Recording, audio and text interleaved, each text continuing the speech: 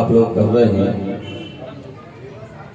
और जहाँ व्यास जी बोल रहे हों व्यास मंच पर बैठकर,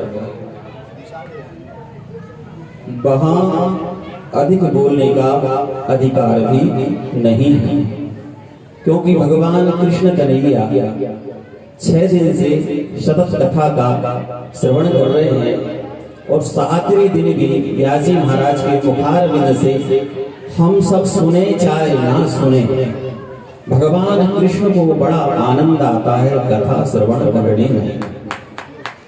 वो बड़े प्रेम से भगवान कन्हैया यहाँ बैठकर कथा का पान कर रहे हैं।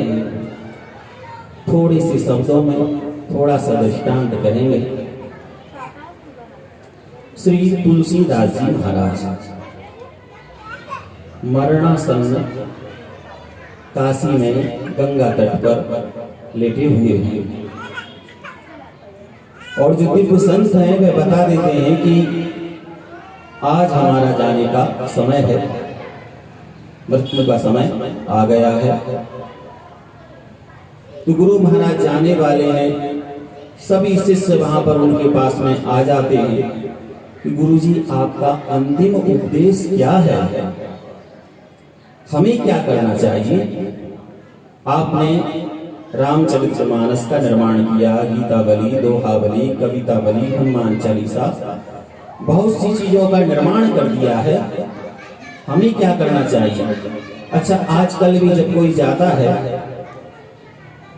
ऊपर, जब जाता है तो लोग पहुंच जाते हैं और जाकर पूछते हैं कि पिताजी या दादाजी ये बता दो कहां पर कितना पैसा रखा हुआ है, कौन सी बैंक में कितना रुपए पड़ा है।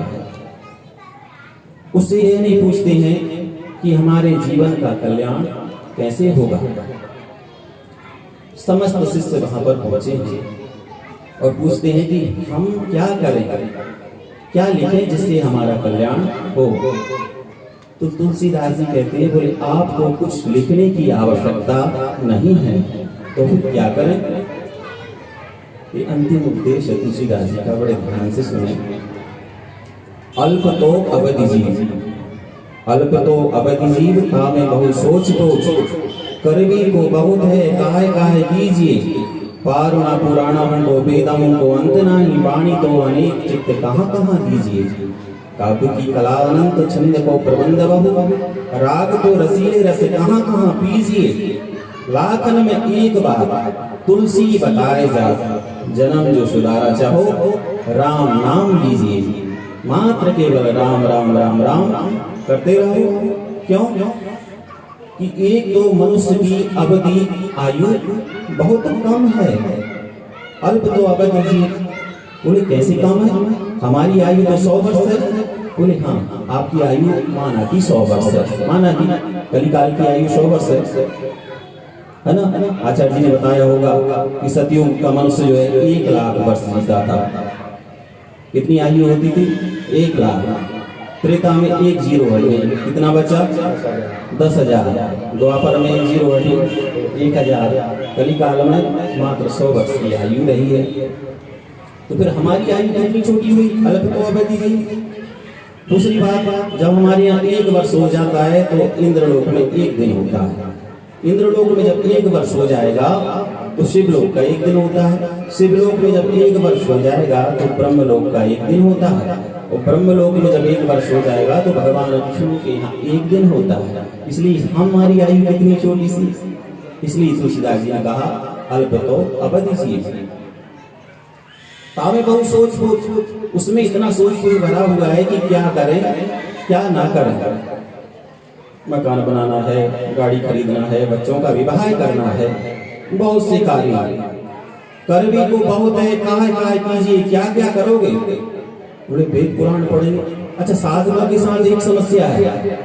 साधक जो होते हैं वो जो भगवान के भक्त होते हैं, वह कभी तो भगवान भोलेनाथ का भजन करने लगते हैं और बोले भोलेनाथ काम नहीं कर रहे हैं सही से, फिर बोले दुर्गा जी का पाठ करवाए जाए, दुर्गा जी का भजन किया जाए। कुछ दिन उनका पाठ पूजन करेंगे, फिर बोले आनंद नहीं आ रहा है, वो कृष्ण भगवान ही सुने, उनके पास चले जाते हैं। तो ताम लोग सोच उसमें लगे हुए, उसके समय नष्ट हो रहा।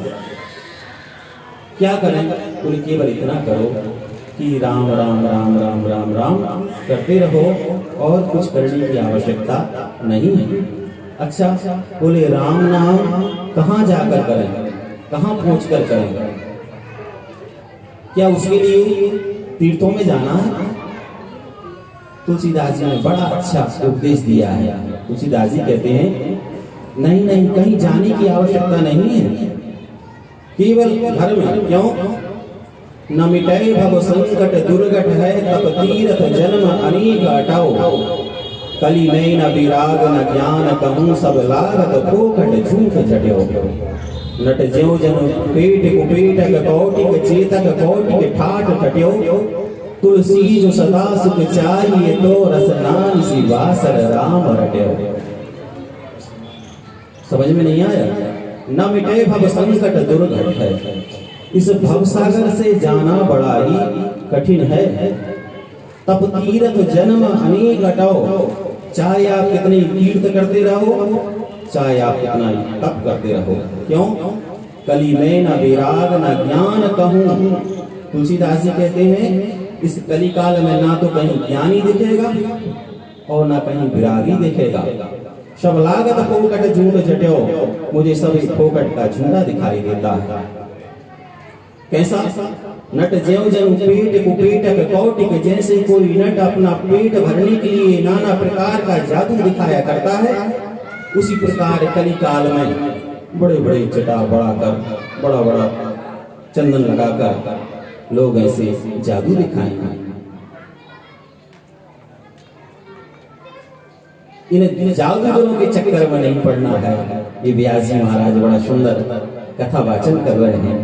इस कथा को बड़े ध्यान से पान करना है, क्योंकि महाराज बड़े मेहनत और बड़े संघर्ष के बाद में, रात दिन अध्ययन करने के बाद में, तब कहीं व्यास मंच से बोल पाते हैं एक भजन।